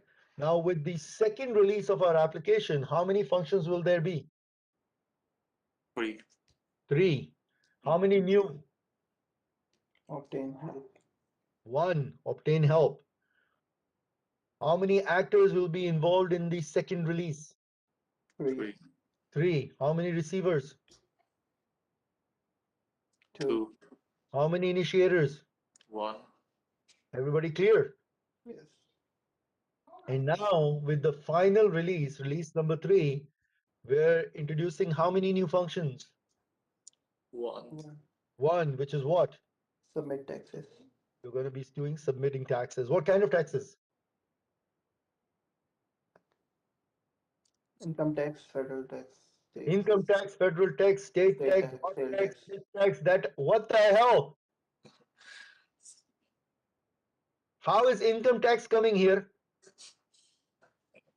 Is this a payroll system? It's No. sales tax. The sales tax. Sales tax, yeah. Payroll tax का income tax कहाँ से आ गया भाई? All right. So as part of the final release, we are introducing how many new actors? 2. 2, which are who? Time and tax authority. Time and your tax authorities, right? So how is time an initiator here? Time is an initiator because sales taxes get sent according to a schedule. They go out quarterly. You Okay. understand? So it is the system that is actually doing the job, but the job is being triggered based on a schedule, and the schedule is time. Everybody clear? So when the time comes, the system will determine all the sales it has made for that particular quarter, right? And then it will calculate it and it will start to submit it to all the different tax authorities. And what kind of tax authorities? These are state ones, because remember, sales tax is state-based, correct? Yes. All right. So this is not federal tax, okay? This is state tax. Income tax. Not income tax, I mean sales tax. Everybody clear? Yes. All right. Here's another example. Good old back to our ATM system. So how many use cases? 5. 5. 5 use cases. By the way, you guys understand, right? So this is a use case diagram. To satisfy this one use case diagram, how many textual use cases do I need to write? 5. 5 of them. The first textual use case will be for Withdraw. withdrawal. The second textual use case will be for Fund transfer. fund transfer. The third, Money deposit. fourth, Deposit. Register ATM at bank. and the fifth, Read log. reading your logs, right? These are 5 independent use cases that have been identified in this one use case diagram. So it's a 1-to-many ratio. Got it? So how many actors? 3. How many receivers? 1. How many initiators? 2. How many use cases can a customer perform? 3. How many can an administrator perform? 2. How many is a bank a receiver on? 2. Any questions? No. Your final homework assignment, which you're going to get assigned tomorrow, will be to create a use case diagram as well as to write the use case itself. All right, we're going to be covering that tomorrow. All right. So make sure you're comfortable with these. You're going to have problems in your final homework assignment otherwise. And that's the end of the session. Any questions, guys? So tomorrow, what we're going to do is we're going to do, what did we finish? 7, right? So we're going to do 8 and 9. 10th, I'm going to leave for next week. We're going to do 8 and 9. And then we're going to assign you your homework assignment, okay? Okay. And I'm going to send you I'm just going to wait and I'm going to send you the final assignment tomorrow, okay? Because I got to ask you which ones you guys want to work on, okay? Okay. So we'll do that tomorrow after class. I mean, during class, not after class. All right. Okay. As promised, we're giving you back 40 minutes. All right. Again, Ramadan Mubarak to everybody. Can you And send the email? Ramadan Mubarak. oh, Sayyid is awake. Sayyid is awake.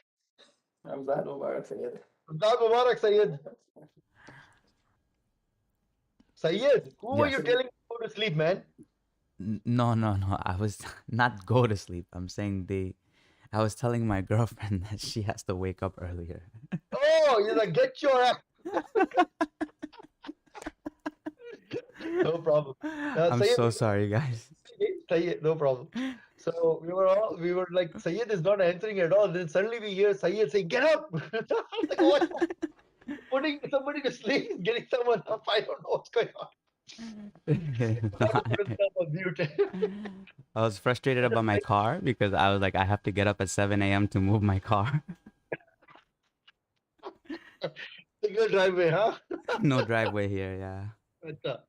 No, what we're gonna do is tomorrow I'm gonna send it because I'm gonna go through and ask you guys which particular use case you want to try to do for your final homework assignment. So I'll do that tomorrow in the class, and then I'll send everybody's email out. Okay? Even the slides tomorrow? Okay, cool. Yeah, everything. This is Okay. so when we reply back to it, this is your final homework assignment, right? So Okay. number 3 is the one that we were just talking about. You're gonna make a use case diagram, you're gonna make a process flow diagram, and you're gonna make the individual textual use case. So all 3 are coming to you at one shot. All right. Yeah. So we will see you guys tomorrow. All right. Yes. Same time. All right. Yep. Good Okay. day, guys. Good day. Thank you. Bye.